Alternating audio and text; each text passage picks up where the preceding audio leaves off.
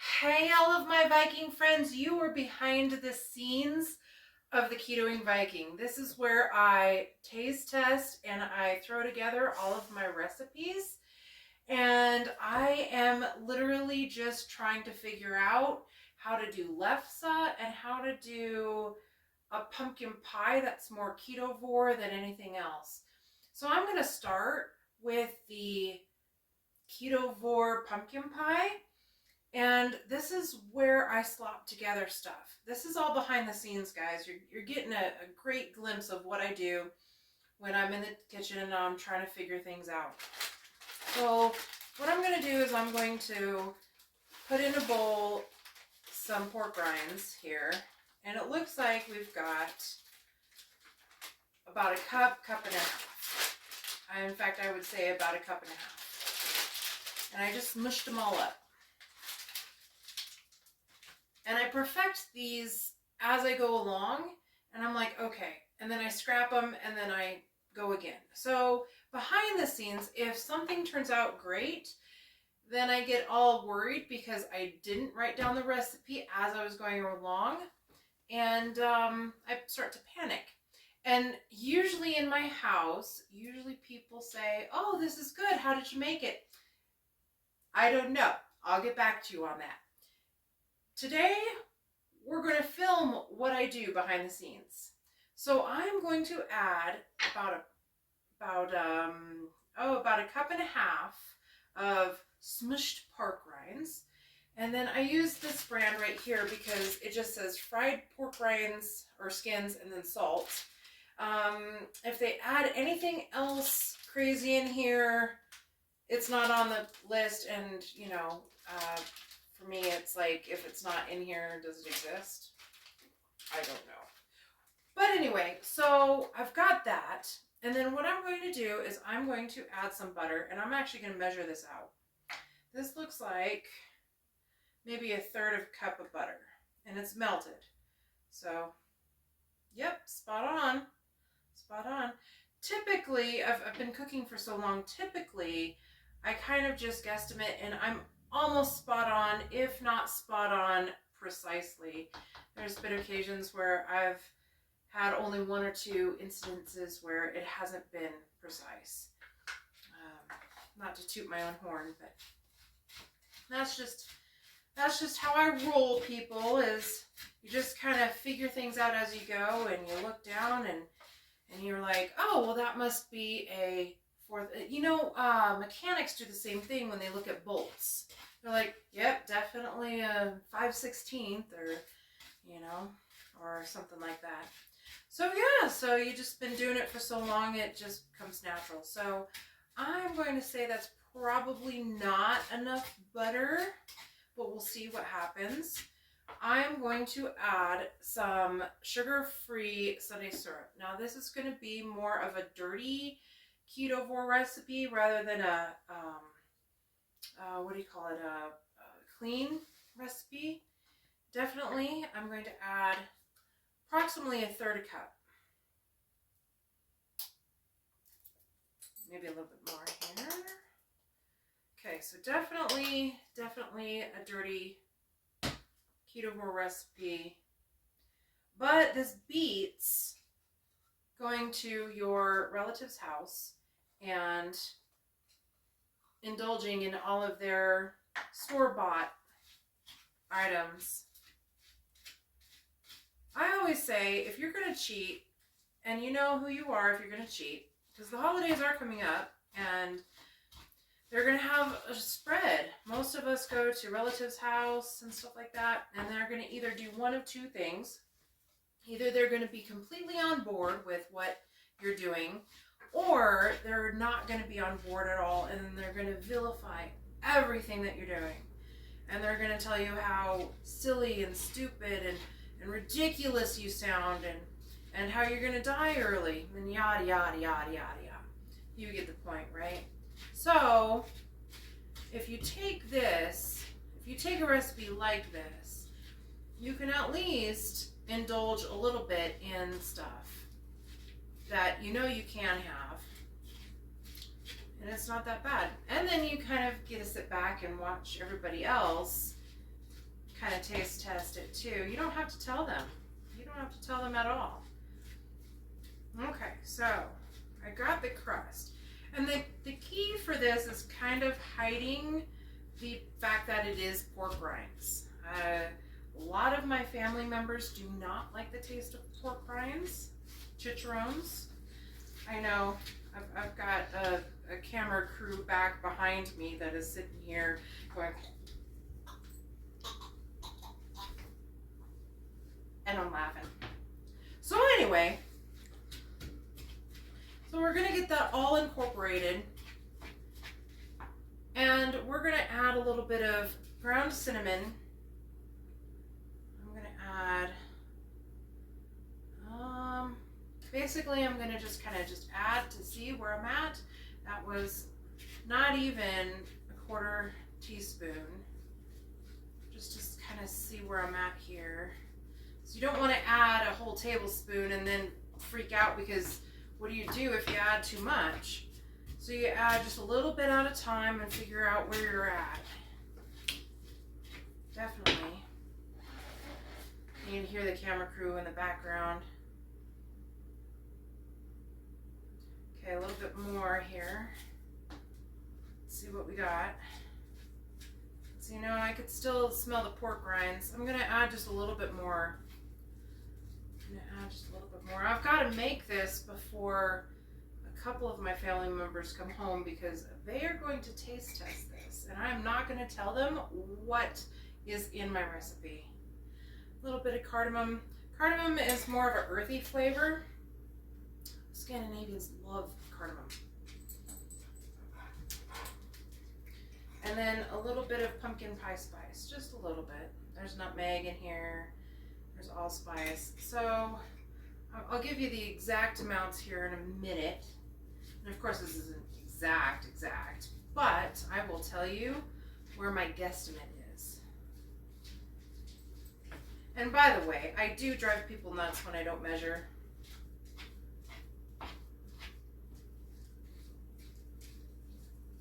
All right, I'm going to taste test this here really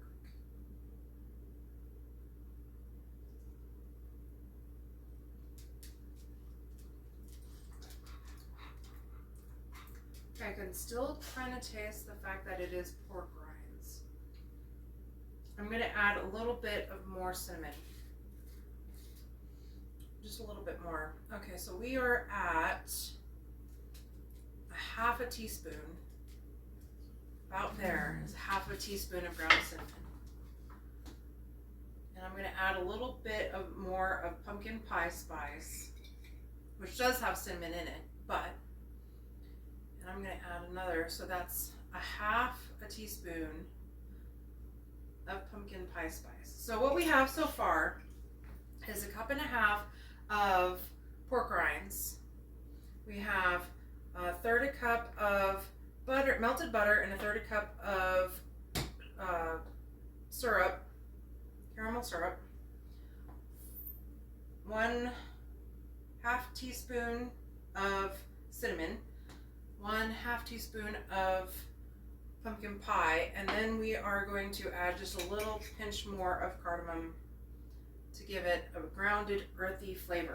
So we are at about a half a teaspoon. So that's as easy as that gets.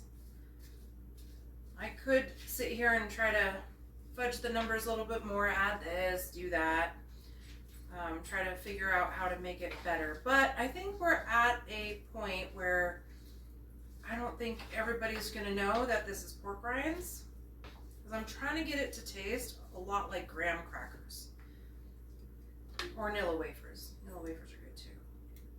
Okay. Better. Much better, actually. In fact, if you were to tell me that that was pork rinds and I didn't know, I'd be like, really? That doesn't taste like pork rinds. So, we're going to get, this is a 8-inch pie pan here. And we're going to put it in here. We're going to mush it all down so that it makes a pie crust. And I have fallen short by probably a cup and a half of pork rinds. So just FYI, a cup and a half of pork rinds does not cover remotely close to what this would cover. I am going to have the film crew pause the video just ever so slightly so I can make another batch, and I'll be right back. Okay, so here we are with the pumpkin pie crust, and in my opinion, it is hard to tell that it is pork rinds. Probably if you knew that it was pork rinds, you could taste it, but the key is not to tell anybody that it is pork rinds. It's almost indistinguishable with graham cracker crust, and actually I really don't like a graham cracker crust anyway. So I ended up using 4 whole cups of pork rinds. Of course, they were smushed. You could use a food processor. It is up to you how you do this. I added about 2/3 cup of butter, melted of course, and then a cup of caramel. Now you can use your own caramel that's sugar-free. You can see my recipe of caramel that is absolutely delicious, but right now I just wanted something cheap and easy and quick, so I ended up finding this that I usually use when I do some dirty recipes like this. And then I added 1 whole tablespoon of cinnamon, some pumpkin pie spice, about 2 teaspoons, and then I ended up using also cardamom as well, 2 teaspoons of that as well. So that's what's in here. And then now I'm going to put this over here. And like I said, everything is behind the scenes. It's trial and error. In my kitchen, I come up with some of the best stuff, and then I come up with some of the worst stuff. And I am surprised paramedics haven't been called ever to my house. And I'm trying to keep it that way, actually. So I taste test it first. And if I don't like it, I go back to the drawing board or the blackboard. Anyway, so I'm going to move on to the next step, which is I am going to start making the actual puree. Now, what I ended up doing was I ended up grabbing an entire pumpkin. It was pumpkin season last month, and I missed out on the actual baking pumpkins. But the store did have some leftover carving pumpkins, and I was like, oh, what the heck. So I grabbed a couple, and I ended up throwing them in the oven. Now, there's several ways you can do this. You can carve them and gut them and then throw them in the oven. You can slice them up. You can beat them with a sword, whatever you want to do. The easiest way for me is actually just cutting off the stems and then throwing them in the oven 350 for about 40 minutes, pulling them out, letting them cool thoroughly, but they're still kind of warm, but they're going to be room temperature, slightly above, maybe 80 degrees inside. So you're not going to burn your little hands off. And then you cut the top off, you scoop out the innards, and then you slice it up. And then you get a couple bowls. My expensive Ketovore over here. You get a couple bowls of the pumpkin puree inside. So then you can make different various things if you're ketogenic or a Ketovore diet. I'm carnivore, so I do not partake in this, but other people in my household love pumpkin. I used to. Okay. I love pumpkin too, but I have not been on a Ketovore diet for 160 some days now, so there's that. So I am missing pumpkin, but anyway, so I'm just going to add this to my Ninja. Sometimes you have really good investments, and this is one of them. I have to say, is I've had other blenders in the past, and those have paled in comparison to this right here. And the dogs are antsy as all get out. You can hear them in the background. And they think they're going to get pumpkin. Well, they might get some pumpkin. I don't know. You're looking at this like, yum. So maybe some pumpkin treats in their food later on. Okay, so then I'm going to add, really simply, I'm going to add 4 eggs. Now, I don't know how old these chickens' eggs are. Actually, they've been sitting on the counter for a couple of days, so probably a week. But that's okay because fresh eggs out of a chicken can last up to 3 weeks on the counter. I have not tried that, but I've heard that. And I think they can actually last up to 5 weeks in the fridge as long as you don't wash them. So I'm going to add 4 eggs to 2 cups of pumpkin. And this is straight out of the pumpkin. You could go to the store and get yourself an actual pumpkin puree, which is found in the baking aisle, I believe. But I like it this way. It's a lot more flavorful. It's a lot better. We've got a lot of farms here in northern Colorado, and a lot of the farms do have really good pumpkins. So that's what I like. I don't like some of the canned stuff because you can taste that it's canned. And then what I want to do is I want to add Splenda to this. Now, like I said, you add a little bit and then you add more as you go, instead of adding a whole bunch and then regretting it. So I'm going to add about 3/4 of a cup. I'm going to start with that. Usually this stuff is more sweet than sugar and stuff, so it really does pack a punch. I also want to add some pumpkin pie spice. Now I'm going to be using 1/4 of a cup of pumpkin pie spice.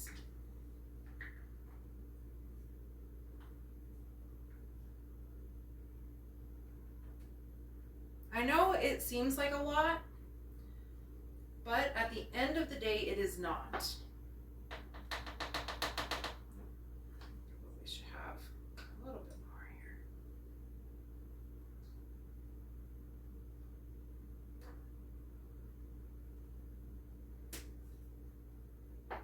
Okay. So it was just a little shy of 1/4 of a cup. Okay. And then I'm going to add a little bit of cardamom again. Again, the cardamom adds kind of a woodsy flavor. So we're going to add just 1/4 of a teaspoon. Not much, just something just to give it a little bit. And then I might as well also add a little bit of vanilla. So I could add imitation vanilla, but I do not usually add imitation vanilla unless I'm baking this for other people. So what I do is I like to add, and I'm going to add some maple or rum too. And it's up to you whether or not you want to add a little bit of maple or a little bit of rum. But I usually add pure vanilla extract. It's a lot more expensive in the store. Okay, so I'm going to add, that's 1/4, about half of a teaspoon of vanilla. And then I'm debating whether or not I should add the maple or if I should add the rum. I'm trying to think of what I really want the flavor essence to be. The maple would be more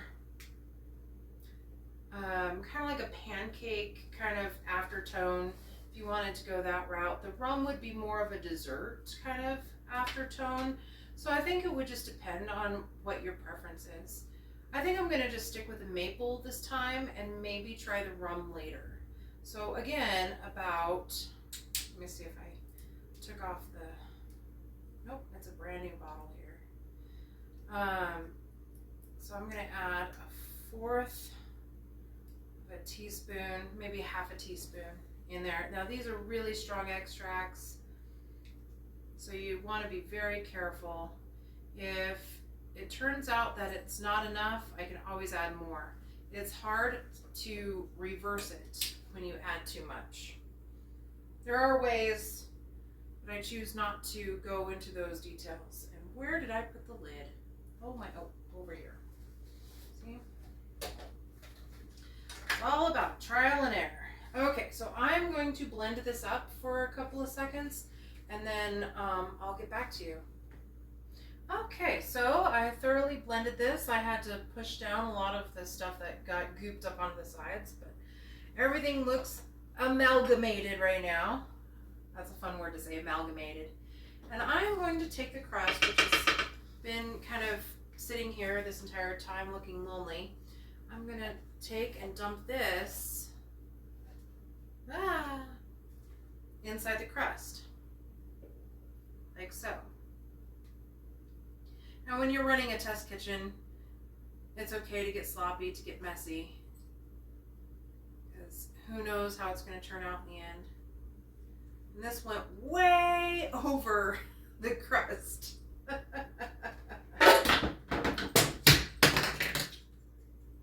Always Vikings, always making a mess.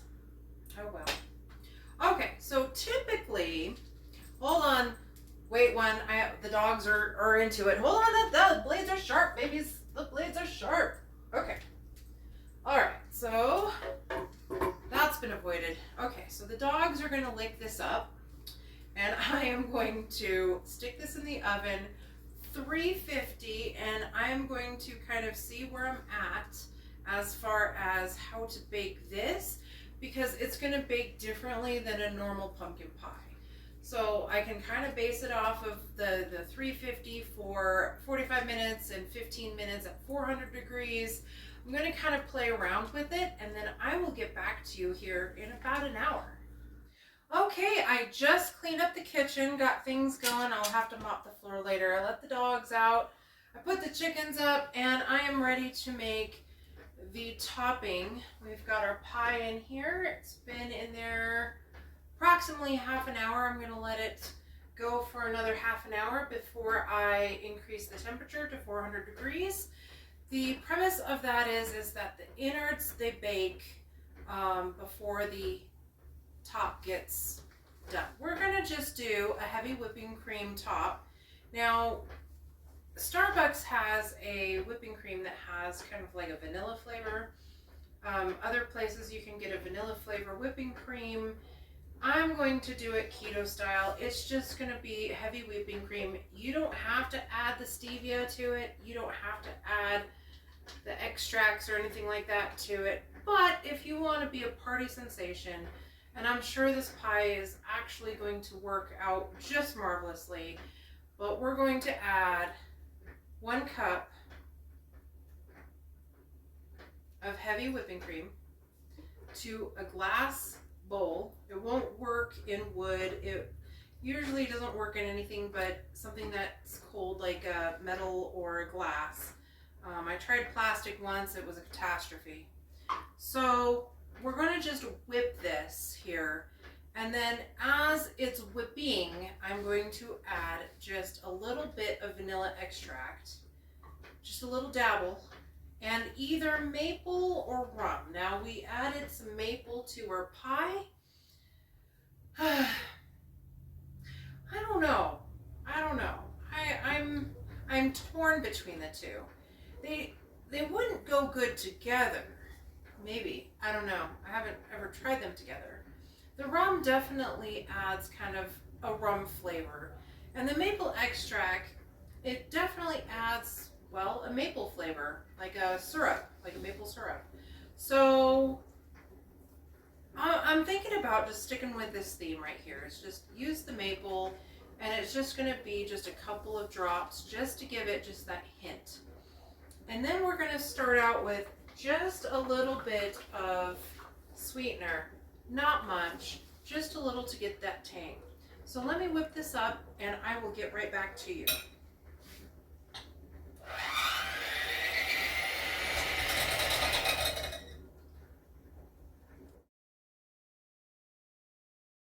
Blended it for about 20 minutes now on high, except for I realized that this has only 3 settings on here because the motor is shot. So 5 no longer works and 1 no longer works. So I have 2, 3, and 4 to choose from. So before it turns into heavy whipping cream turned into whipping cream, right? I'm going to add 2 teaspoons of the stevia extract, just like so. And then I'm going to add just a couple of drops of this maple extract. Now you can add the rum extract. And in the summertime, if you wanted to add orange extract or lemon extract or almond extract, I'm going to just add 3 drops. Now again, I just have 1 cup in here, 1 cup of this. And the reason why you don't want to fill it completely up to the top is because as you blend it, it does expand. And when I first started doing this trick, I didn't realize how much it expands when it turns into whipping cream, and I had a catastrophe on my hands. So I'm going to whip this up, and I'm going to continuously whip it on 4, not 5, because 5 doesn't work on this. And I'm going to completely turn this into whipping cream, and I'll get back to you in just a minute. So meanwhile, the pie looks pretty good. It's been on 350 for a little over an hour, and I might put it on 400 here. So let me go ahead and cancel that, and let me go ahead and go to bake. Whoa. And then let me go ahead, 400, there we go. And let me start that up. All right, and then I'm going to close that up again, and we will wait here for another 15 minutes. Okay, so here was my slap together.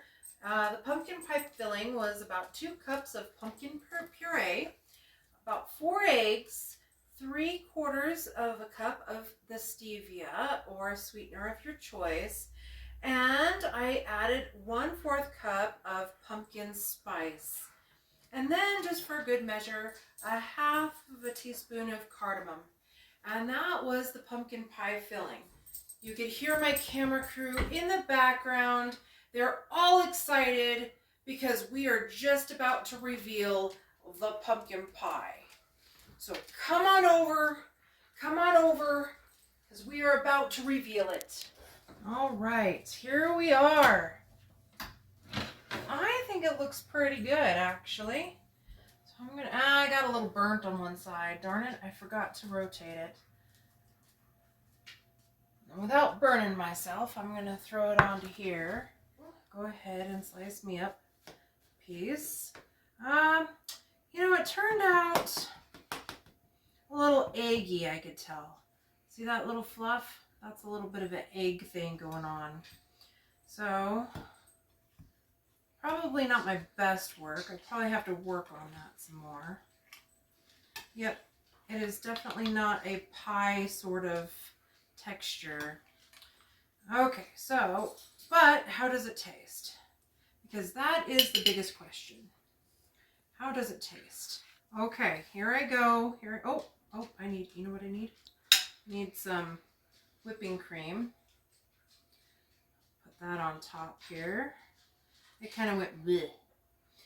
You need to keep it chilled. Definitely you need to keep it chilled until you're ready to serve. So that is one trick. It's been out. The kitchen is hot. Things have been stirring around and things like that. So it doesn't do well when it's sitting out on the counter for ever. Okay.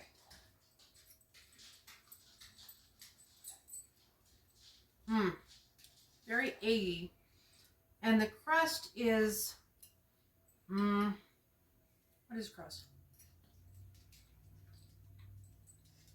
Is chewy. So I'm going to have to work on this recipe some more. Definitely work on it. Taste-wise, it is not bad. It is not bad whatsoever. I could definitely take it to a party right now, and taste-wise, they wouldn't know this is not your typical pumpkin pie. Texture-wise, definitely needs improvement. I'm going to work on this some more, guys, and I will get back to you.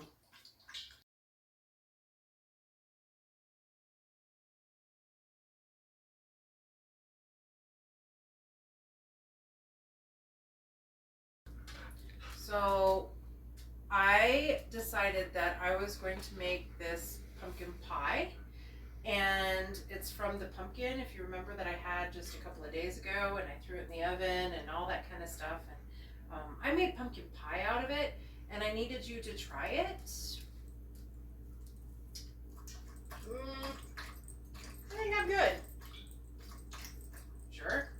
Yeah. Come on. Just a little. Just a little. No. Please? It doesn't look that bad. I mean, it's a little burnt right here, but it doesn't look that bad. I mean, it's kind of a mess. Yeah, it is. I have to work on it. But don't worry, I have 911 on speed dial. I'm good.